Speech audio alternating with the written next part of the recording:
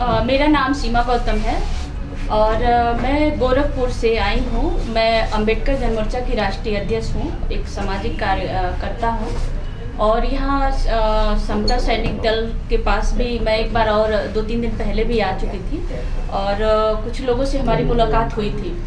आज मैं एक मदद मांगने के लिए गोरखपुर से यहाँ मुझे आना पड़ा है और क्योंकि हमारे संगठन का जो मुख्य संयोजक है माननीय श्रवण कुमार निराला जी, उनको जेल में डाल दिया गया है और मुझ पे भी एफआईआर लगाया गया है। जैसा कि थोड़ा सा आप लोगों को बताऊं कि पिछले बार हम लोगों ने जमीन का आंदोलन लेकर के 10 अक्टूबर को हमने किया था, जिसमें हमारे पत्रकार साथी भी जो जेल गए थे और हमारे 12-13 साथी हम जेल चले गए थे। गिरफ्तारी पहले हुई थी, एफआईआर बाद में हुई थी। वो लगातार 1 साल से करीब 6 बार हम लोगों पे एफआईआर किया गया और 17 घंटा 15 घंटा 4 घंटा पहले ही हम एफआईआर करने से पहले उठाया जाता है, न किसी को बताया जाता है, न संगठन को, न परिवार को। मतलब जब फोन ऑफ आने लगता है तब हम लोगों को पता चलता है, लग रहा है कि किसी का गिरफ्तारी हो गई है। और उसके बाद ये गोरखपुर की जो जातिगत, हम लोग दलित हैं और दलितों के लिए, पिछड़ों के लिए, गरीबों के लिए, मतलब जो समाज के अंतिम व्यक्ति है उसके लिए आवाज उठाते हैं, तो माननीय मुख्यमंत्री जी की पुलिस और माननीय मुख्यमंत्री जी के नज़र में हम सबसे बड़े गुनहगार हो गए हैं। आज के डेट में ये है कि मैं यहाँ इसलिए आई हूँ कि मैं ये गारंटी नहीं दे सकती हूँ कि मैं यहाँ से जाऊँगी तो 9 बजे 10 बजे रात को मैं घर जाती हूँ तो मेरा भी इनकाउंटर किया जा सकता है या श्रवण कुमार निराला जी का इनकाउंटर किया जा सकता है, ये कह करके कि ये अवैध असलाहा रखे हैं या चरस अफीम कुछ भी उनको ऐसा उनके ऊपर लगाया जा सकता है या मेरे ऊपर लगाया जा सकता है। मैं आपको एक छोटी सी घटना बता रही हूँ कि अभी समूह लोन एक चल रहा है गांव में, जो उत्तर प्रदेश में एक समूह लोन जो सरकार है चला रही है महिलाओं को मजबूत बनाने के लिए। लेकिन उस समूह लोन के आड़ में जिसके पास भी 4 करोड़ 5 करोड़ रुपया जो सत्ताधारी हैं, पूंजीपति हैं, वो लोग दे रहे हैं और वो कह रहे हैं कि 2% सरकार के द्वारा दिया जा रहा है, 2% ब्याज दर है, जबकि लिखित रूप से जो उनके द्वारा पेपर दिया जाता है, जो कहिए कि पासबुक वगैरह जो भी देते हैं वो पेपर देते हैं महिलाओं को, उसमें 25% से 26% 28% ब्याज दर है। ये खेल यही नहीं रुक रही है, वसूली करने की जो बात आती है तो वसूली उनके घर के ताला तोड़ करके उनके गैस सिलेंडर उठा ले जाते हैं, उनके राशन उठा ले जाते हैं, उनके मतलब मारना पीटना तक से लेकर के यहाँ तक कहते हैं कि अगर तुम समय से नहीं चुकाओगी तो तुम्हारे, अगर किसी की बेटी जवान है तो कहते हैं तुम्हारी बेटी को उठा ले जाएंगे। ये कहते हैं कि तुम खुद को बेचो, 9 बजे 10 बजे रात तक किसी महिला के घर पे बैठे रहते हैं। इसके खिलाफ हम लोगों ने आवाज उठाई है।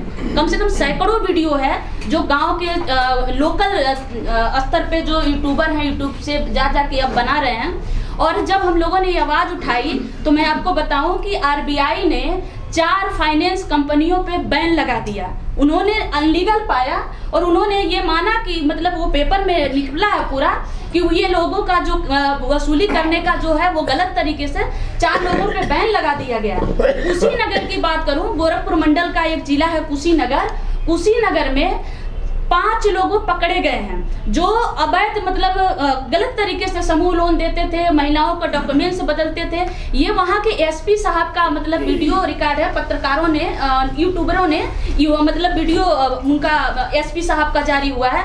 उसके बाद भी हमने आवाज उठाई और हमारे ऊपर मतलब आज 35 दिन से श्रवण कुमार निराला जी को जेल में रखा गया है। हमारे ऊपर लगातार वहाँ के जो पत्रकार हैं, अखबार जो अमर उजाला के अखबार हैं, उनके द्वारा, बाकी वहाँ के लोगों के द्वारा लगातार, अभी तो कल की बात है, कल के अखबार में वो वहाँ गोरखपुर में ये निकला है कि सीमा गौतम जो प्रमाण पत्र दे रही थी, जबकि मैंने कोई प्रमाण पत्र नहीं दिया है। हमने किसी को नहीं कहा, मठ पे हजारों महिलाएं पहुंची। अगर हम यहाँ अगर जैसे बात हो रही है कि हम बाबा साहब की प्रतिमा को लेकर चाहे कुछ भी, तो हम मीडिया का सहारा लेंगे, पोस्ट का सहारा लेंगे, फोन कॉल का सहारा लेंगे।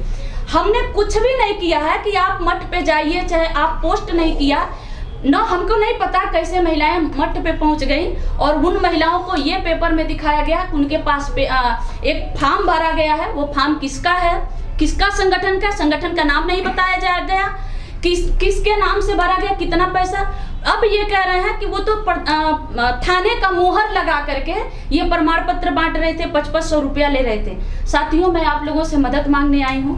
मैं भी आप लोगों की समाज की बेटी हूँ। मुझे डर नहीं है जेल जाने की, बस डर ये है कि अगर इसी तरह लगातार अगर आप हमारे साथ नहीं देंगे तो इसी तरह लगातार जो भी आवाज उठा रहा है उसको कुचला जाएगा। मेरे माँ बाप नहीं है, मेरे माँ का हत्या किया गया है और उसी गोरखपुर के सड़कों पे अपने माँ के लिए, उसी गोरखपुर के अधिकारियों के दरवाजे पे मैं दरवाजा खटखटाते अपनी माँ के लिए मदद मांगते मांगते मैंने इतना बड़ा कारवा खड़ा कर लिया। आज गोरखपुर के जिले में बात करूं तो एक आह्वान पे मेरे 10,000 महिलाएं इकट्ठा हो सकती हैं। मैं 450 से ज्यादा गाँव में जाके महिला जागरूकता चलाती हूँ, उनके अधिकार के लिए लड़ती हूँ। चाहे रेप हो, हत्या हो, कहीं पे किसी का घर लूटा जाता, कोई भी घटना होता छोटा बड़ा, मैं रोज लेकर के डीएम से, एसपी से, एसएसपी से, वहाँ के आईजी से मिलती हूँ, उनके घटनाओं को लेकर मिलती हूँ, प्रेस कॉन्फ्रेंस करती हूँ और मुद्दे पे भी बात करती हूँ। तो मेरे घर पे हर दिन, मतलब 2 दिन की, अगर किसी भी पीड़ित बच्ची की मैं एक घटना बताऊं, 25 दिसंबर 2022 को एक नाबालिग बच्ची को रेप करके मार दिया गया। मैंने उसमें सिर्फ आवाज उठाई कि जब नामजद FIR हुआ है तो आपने गिरफ्तार क्यों नहीं किया। हमारे घर पे छापा मार दिया गया था, हमको नोटिस भेज दिया गया था कि इस केस में यदि आपने पहल किया तो आपके खिलाफ कानूनी कार्रवाई की जाएगी। इसलिए मैं आप सभी लोगों से निवेदन कर रही हूँ कि हमारा साथ दीजिए, और अगर आप लोग साथ नहीं देंगे तो शायद एक दिन ये खबर जरूर आपको मिलेगी, या तो श्रवण कुमार निराला जी का एनकाउंटर हो गया या सीमा गौतम का हो गया।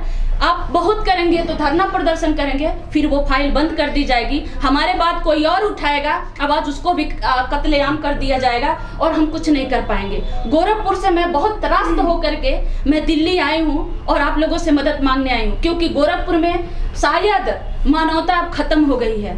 सिर्फ जातिवाद है, सिर्फ दंगा है, जो भी आवाज उठाता है उसको कुचल दिया जाता है, जिस तरह मेरे साथ हो रहा है। 2 महीने तक आंदोलन हमने किया, मैंने चोरी, हत्या, डकैती नहीं किया था, आंदोलन किया था। और आंदोलन करना, शांतिपूर्वक से अपनी बात रखना, ये हमारा संवैधानिक अधिकार है। फिर भी हम लोगों को महीनों दिन तक जेल में रखा गया। और मैं कहूँ तो मेरे घर पे 2 महीने तक दिन में 4 बार, रात में 3 से 2 बार छापा मारा जाता था। 2 महीने तक हमको प्रताड़ित किया गया। हमारे घर को कुर्की करने की धमकी दे रहे थे।